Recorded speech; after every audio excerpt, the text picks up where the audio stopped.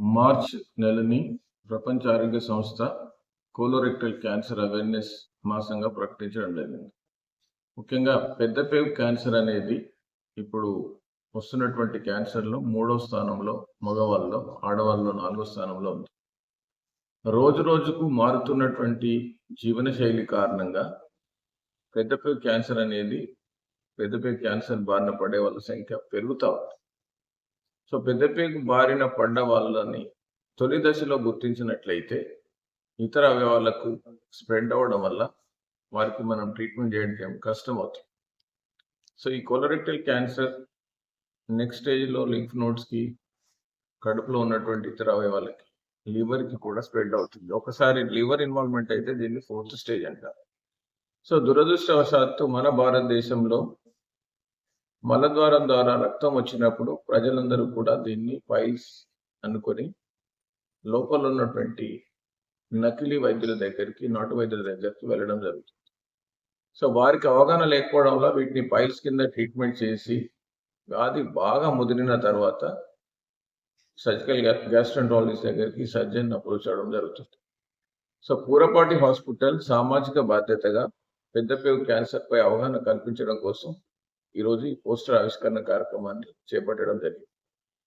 So పెద్దపేగు cancer యొక్క లక్షణాలు, దాన్ని గుర్తించే మిగతా అంశాల గురించి డాక్టర్ రోహిణి గ్యాస్ట్రెంట్రాలజిస్ట్ వివరిస్తారు. డాక్టర్ రోహిణి గ్యాస్ట్రెంట్రాలజిస్ట్ అట్ ముక్తి లేజర్ క్లినిక్.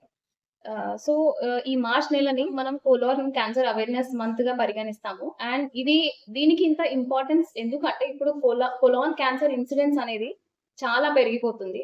ఇంతకు ముందు చూసుకుంటే అంటే బిఫోర్ 1990 మనం కోలోన్ క్యాన్సర్ అనేది ఒక ఓల్డ్ ఏజ్ లో వచ్చే డిసీజ్ లాగే కన్సిడర్ చేసేవాళ్ళు. కానీ ఆఫ్టర్ 1990 ఏదైతే సర్వేలెన్స్ జరుగుతుందో, ఏవైతే స్టడీస్ జరుగుతున్నాయో దీంట్లో యంగర్ పాపులేషన్ కూడా చాలా ఎఫెక్ట్ అవుతున్నట్లు మనకి రిజల్ట్స్ తెలుస్తున్నాయి. సో దీనికి వేరియస్ రీజన్స్.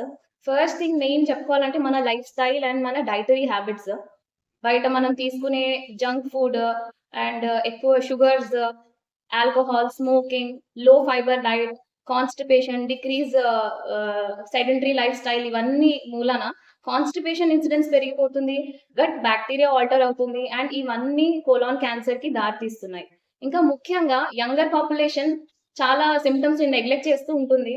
కడుపులో నొప్పి వచ్చినా, మోషన్ ద్వారా బ్లడ్ వచ్చినా కూడా ఈ చిన్న వయసులో మాకేముంటుందిలే అన్న ఒక నెగ్లిజెన్స్ అనేది ఉంటుంది. సో దీని కారణంగా వాళ్ళు డయాగ్నోజ్ అయ్యేటప్పటికే చాలా అడ్వాన్స్ స్టేజ్ లో డయాగ్నోజ్ అవుతున్నారు. సో ఒకప్పుడు ఏదైతే ఏజ్ బ్యారియర్ మనం చూస్తున్నామో కోలాన్ క్యాన్సర్ కి, ఇది పెద్దవాళ్ళకి వచ్చే డిసీజ్ అని, ఆ ఏజ్ బ్యారియర్ ఇప్పుడు తగ్గుతూ వస్తుంది. సో ఏ వయసులో వాళ్ళకైనా కోలాన్ క్యాన్సర్ సిమ్టమ్స్ ఎలాంటివి ఉన్నా, అంటే మోషన్ ద్వారా బ్లడ్, కడుపులో నొప్పి, విపరీతమైన కాన్స్టిపేషన్, వెయిట్ లాస్, ఇలాంటి సిమ్టమ్స్ ఏవి ఉన్నా కూడా ఇమీడియట్ గా మెడికల్ అడ్వైస్ అనేది తీసుకోవాలి. సో ఇలా ఈ అవగాహన కల్పించడం కోసమే ఈ మీటింగ్ ఏర్పాటు చేయబడింది. సో ఈ అవేర్నెస్ ప్రతి ఒక్కరికి ఉండాలి.